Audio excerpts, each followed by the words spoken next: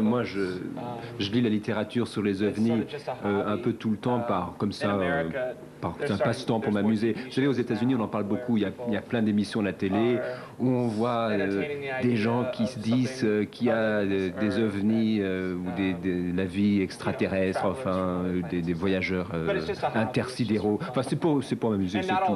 Je fais ça comme ça. Enfin, bon, les chansons ne parlent pas que d'ovnis, hein. Il y a d'autres choses dans le disque. C'est le titre, disons. Alors, la légende raconte que vous avez découvert le rock punk avec votre cousine. Vous étiez amoureux d'elle? Non, j'étais pas amoureux de la cousine. Non, attendez. Non, mais j'ai des cousins et des cousines qui habitent à Chicago, donc on allait leur rendre visite tous les ans. Et puis une fois, donc on est allé chez eux, et puis ma cousine est venue.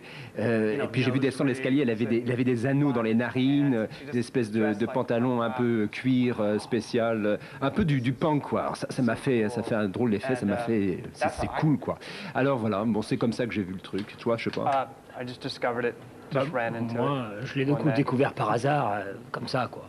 Ned, vous êtes mis à la basse parce que ça vous semblait être l'instrument le plus facile?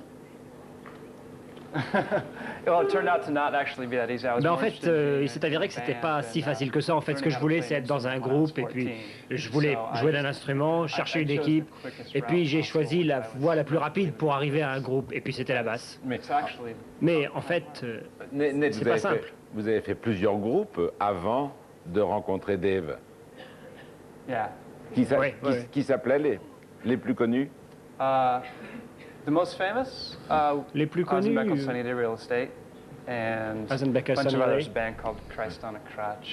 Crest on a Crash, Brotherhood, Ouais. Et Dave, choses de genre. Dave, vous jouiez dans les Scream, qui était un des meilleurs groupes de hard rock américains. Oui, en fait, non, on n'était pas très connus à l'époque. Hein. Bon, disons que c'était les voix souterraines qui nous connaissaient un petit peu, mais enfin le grand public ne nous connaissait pas du tout. Il y avait peut-être une cinquantaine de spectateurs dans chaque ville. C'était pas la grande foule. Mais enfin bon, quand même, la première fois que je suis venu en France, c'était avec Scream, effectivement, en 87. mais là, c'est en quittant Nirvana que vous avez écrit et composé l'album qui est paru en juin? Oui, en fait, un certain nombre de chansons là, datent d'il y a déjà 5 ou 6 ans. J'ai commencé à les enregistrer il y a 6 ans. Et puis, bon, ce disque-là, c'est un petit peu le best-of, les 10 ou 12 meilleures chansons que j'ai écrites depuis cette époque-là. Bon, il y en a qui, effectivement, qui datent un petit peu. Il y en a qui remontent effectivement à l'époque de Scream et d'autres de Nirvana et même après Nirvana. C'est une espèce de collection. À l'époque de Scream, justement, que pensaient vos parents? Parce que votre maman chantait dans une chorale et papa jouait de la flûte. Oui, en fait, bon, le premier instrument, c'était le trombone que j'ai joué. Hein. Ça va. C'était sérieux. Non, ça fait pas très cool de faire du trombone, enfin, pour toute une jeunesse. Alors, et puis j'aime bien le rock quand même. Le trombone et le rock, ça se marie pas très bien. Bon, non, mais enfin, mes parents m'ont appuyé, ils trouvaient ça très chouette. Bon, parce que bon, j'ai quitté l'école pour faire partie d'un groupe de rock. Justement, Scream en l'occurrence. Bon, et ma maman, justement, elle enseigne chez les profs. Alors elle m'a dit, bon, il faut que tu sois plutôt doué dans ton truc si tu veux abandonner l'école. Sinon, bon, évidemment, j'avais un peu la trouille, mais bon. Apparemment, il est doué, hein, parce que l'album, il l'a composé, écrit et composé tout seul, hein, celui-là. Hein, c'est bien ça, net. Hein. Oui, les téléspectateurs nous appellent pour demander si vous êtes soulagé qu'on ne vous parle plus de votre carrière avec Jim Morrison. Ne lui répondez pas. Vous connaissez les Foo Fighters ou pas? Non, je ne connaissais pas, non. Pas du tout? Non. Et bien c'est après la pub, ils vont vous interpréter 2 morceaux en direct, Big Me and I'll Stick Around.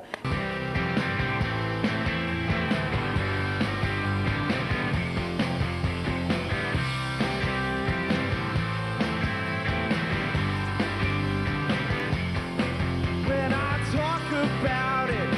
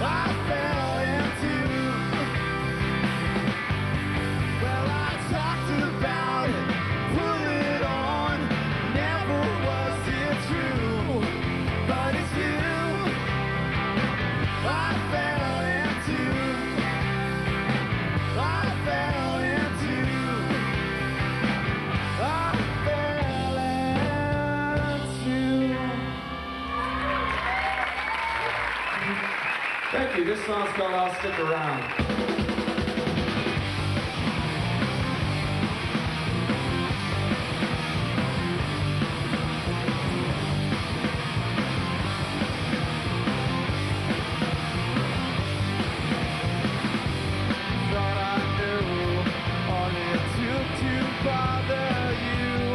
Every word I said was true. That you see.